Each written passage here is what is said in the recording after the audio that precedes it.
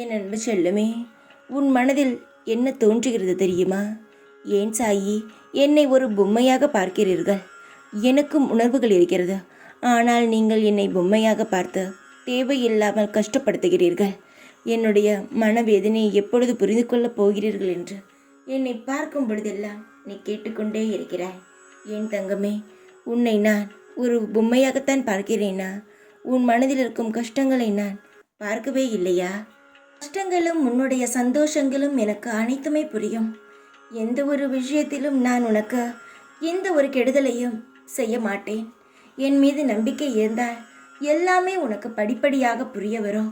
நீ எப்பொழுதும் நான் நல்லவனா கெட்டவனா என்று ஒரு பக்கம் யோசித்து கொண்டே இருந்தால் நான் செய்யும் அருமை உனக்கு நிச்சயமாக புரியாது. தங்கமே, நான் உன்னுடைய அப்பா, உன்னை பெத்த தகப்பனான். உனக்கு எல்லா நல்லதுகளையும் நான் நின்று உனக்கு செய்து தருவேன். உன்னுடைய வாழ்க்கையில் ஏற்ற இறக்கங்கள் இருக்கிறது என்று கவலைப்படாதே.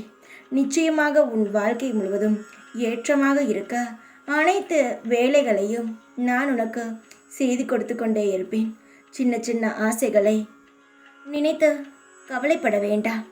எல்லாமே உனக்கு சாதகமாக அமைய நான் ஏற்பாடுகளை செய்துவிட்டேன்.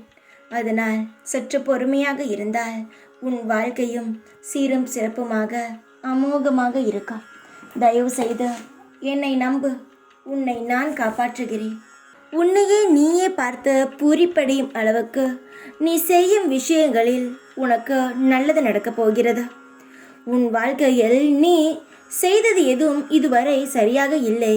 நான் மட்டும் ஏன் இவ்வளவு அதிர்ஷ்டமில்லாதவளாக இருக்கிறேன் என்று கவலைப்பட்டாயே?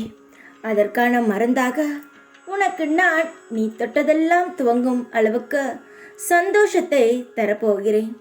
இந்த உலகத்தில் பிறக்கும் யாரும் அதிர்ஷ்டம் இருப்பவர்கள் அதிர்ஷ்டம் இல்லாதவர்கள் என்றெல்லாம் ஒன்றும் கிடையாது. எல்லாம் கர்மவினைப்படியே நடந்து கொண்டு இருக்கிறது. இதை மறந்துவிட்டு அதிர்ஷ்டம் உள்ளவன் அதிர்ஷ்டம் இல்லாதவன் என்று பிரித்து பிரித்து பார்க்கிறார்கள். அது ஒன்றும் உண்மை கிடையாது. எல்லாரும் இங்கு அதிர்ஷ்டமான குழந்தைகள்தான். தப்பாக யாரும் எந்த ஒரு எண்ணத்தையும் எடுத்துக்கொள்ள வேண்டாம். உன் வாழ்க்கையில் நீ எப்படி நொந்து போய் எதுவுமே எனக்கு அதிர்ஷ்டம் இல்லை, நான் செய்வது எல்லாம் வெறும் நஷ்டத்தில் முடிகிறது என்று நீ யோசித்தாயோ, அதெல்லாம் மாறும் வகையில் உன்னுடைய முயற்சிகளானது, நீ தொடங்கிய அனைத்து காரியங்களும் உனக்கு வெற்றியில்தான் போய் முடியும். தங்கமே, உன்னுடைய தேவையில்லாத சிந்தனைகளை நிறுத்திவிட்டு உன்னுடைய வாழ்க்கையில் நீ எதை எண்ணினாயோ, எதை சிந்திக்கிறாயோ அதற்கான முயற்சிகளை எடு. நீ இனி தொட்டதெல்லாம் துவங்கும். உன் வாழ்க்கையில் நீ அதிர்ஷ்டம் இல்லாதவள் என்று ஒரு பொழுதும் நினைக்காதே. நீ அதிர்ஷ்டமானவள்தான். என் குழந்தை, எந்த ஒரு இடத்திலும் சோர்ந்து போகக்கூடாது. நிம்மதியாக இருக்க வேண்டும். காயப்படாதே. உன்னுடைய காயத்திற்கு மருந்தாக நான் அனைத்து காரியங்களையும் செய்கிறேன். சந்தோஷமாக இருப்பாய்.